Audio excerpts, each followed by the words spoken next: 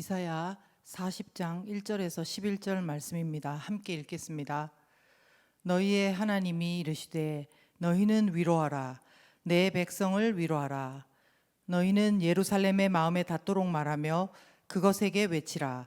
그 노역의 때가 끝났고 그 죄악이 사함을 받았느니라.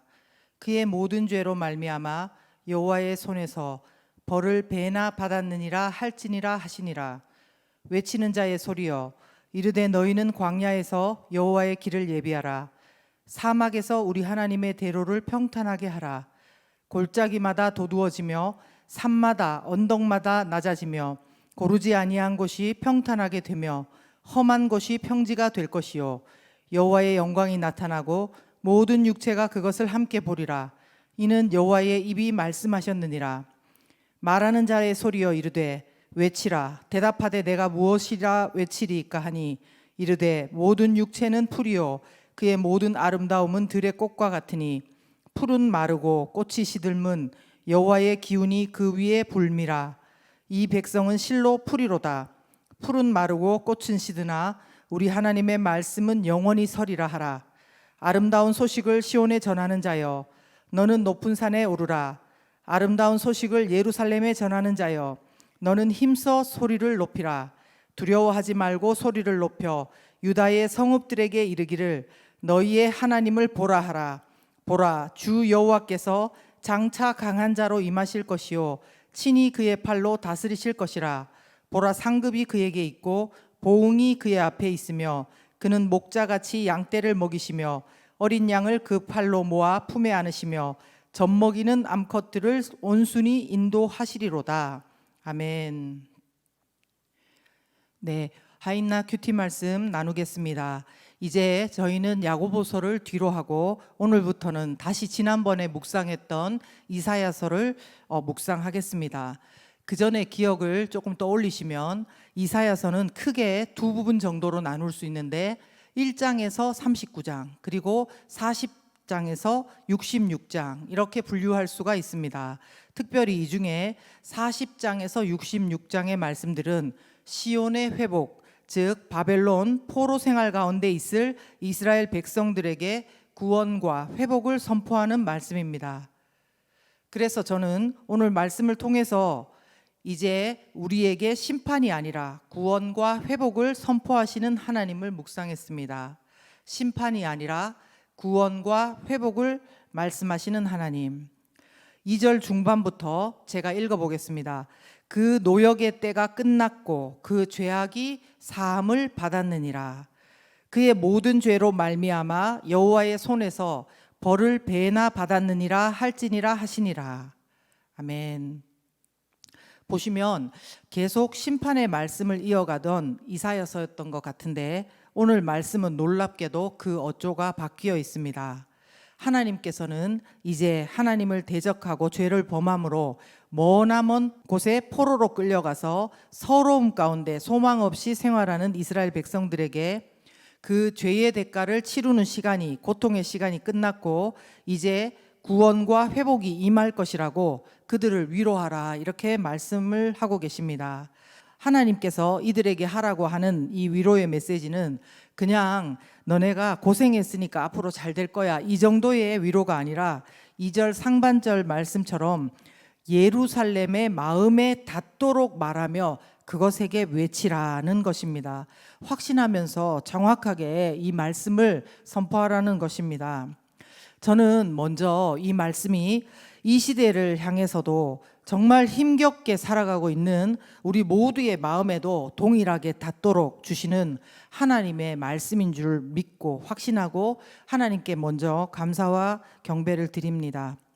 사실 우리 눈앞에 지금 펼쳐진 상황은 더 좋아질 줄 알았던 코로나 상황이 오히려 더 악화되어서 수도권에 오늘부터 4단계의 코로나 방역 단계까지 맞이하고 다시 비대면의 예배로 또 6시 이후에는 2명 이상 모이면 안 된다고 하는, 한마디로 우리의 죄악이 사함을 받는 것 같은 상황이 아니라 오히려 한층 더 어두움의 상황인 것 같습니다.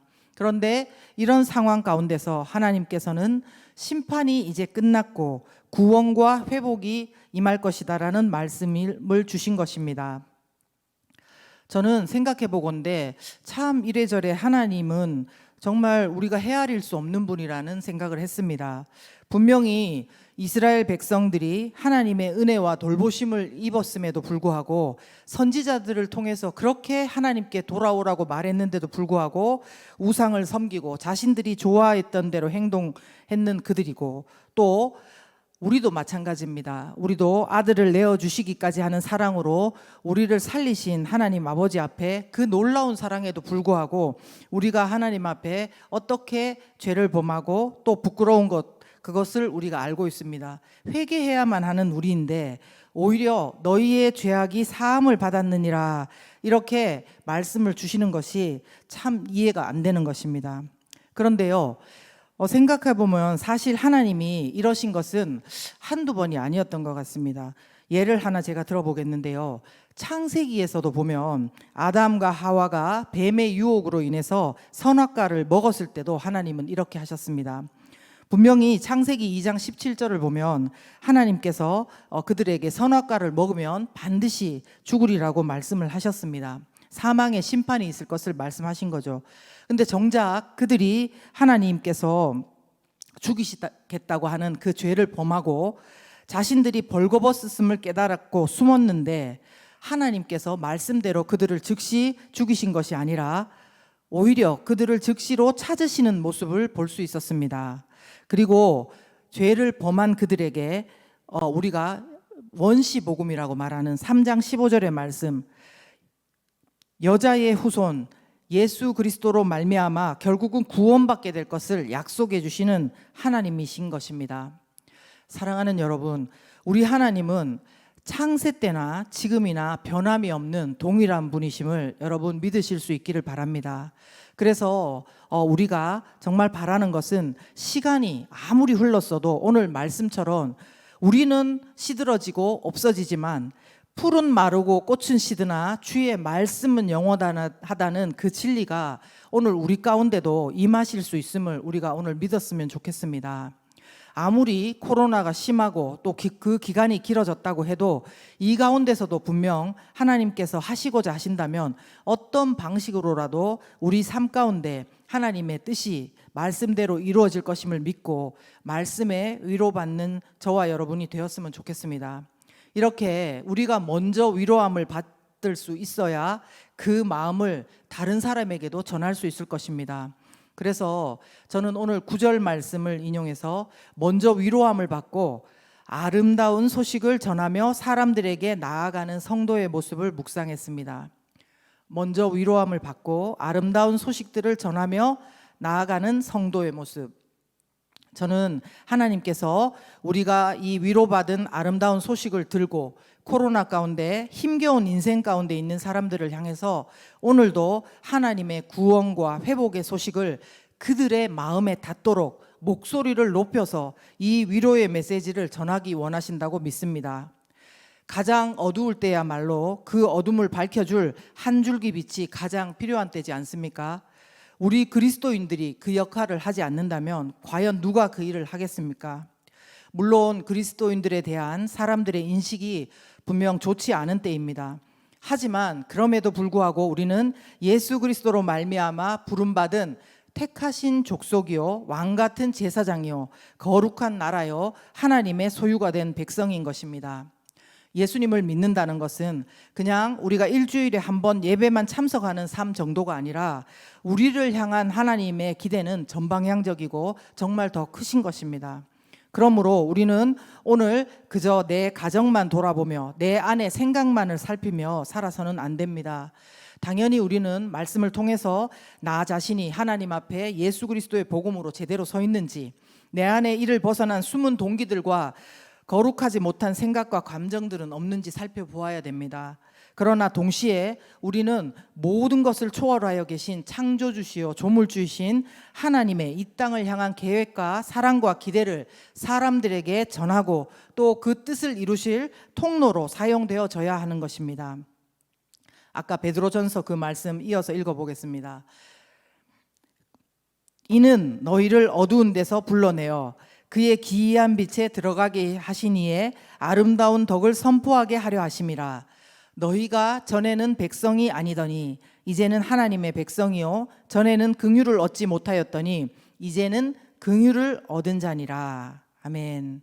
여러분, 우리가 전해야 할 아름다운 덕, 가장 큰 위로의 아름다운 소식 무엇입니까? 예, 그렇습니다. 그것은 복음입니다.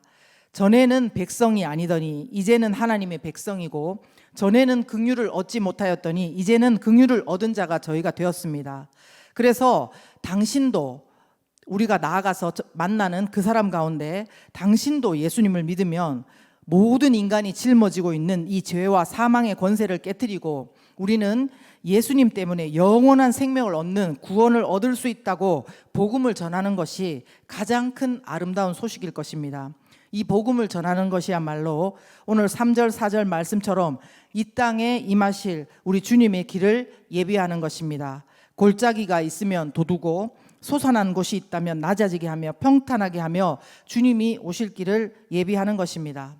그것뿐만이 아니라 우리 주 하나님이 구원하시는 백성에게는 구원과 동시에 다스림과 먹이심과 인도하심의 복이 임함을 말씀하십니다.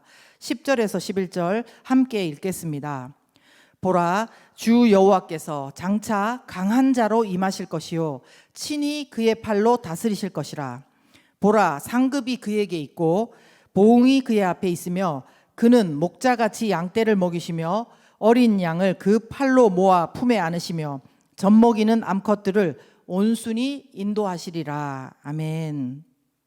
주 여호와께서 우리 삶에 오셔서 하나님의 무한한 영광과 능력을 상징하는 그 팔로 우리를 안으시고 다스리실 것이며 상한 자, 고통받는 자, 소망 없는 자들 버려두고 방치하는 것이 아니라 어린 양을 그 팔로 모아 품에 안으시듯이 그들을, 그리고 우리를 안으시고 먹이시고 또 인도하신다는 것입니다.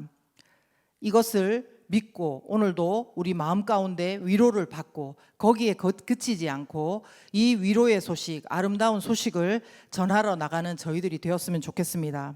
우리 모두가 소극적인 태도가 아니라 코로나임에도 불구하고 다른 사람들 가운데 여러 가지 방법으로 적극적으로 다가가서 하나님의 구원과 회복을 선포하고 또 예수 그리스도의 이름을 전하고 그들이 하나님의 자녀가 될 수 있도록 하는 통로가 되기를 소망하는 저와 여러분들 되기를 예수님 이름으로 축원합니다. 함께 오늘 주신 마음을 가지고 말씀을 붙잡고 기도하겠습니다.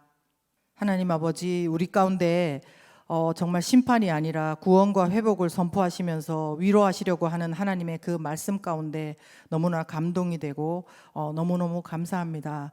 하나님, 이 어려움의 시간 동안에 우리가 상황이 아니라 하나님의 이 구원과 회복의 그 말씀, 위로의 말씀을 보고 우리가 힘을 낼 수 있도록 도와주시옵소서. 각자가 너무나 어려운 상황 가운데 있지만 하나님의 변하지 않는 말씀을 붙들고 오늘 힘을 낼 수 있도록 도와주시옵소서.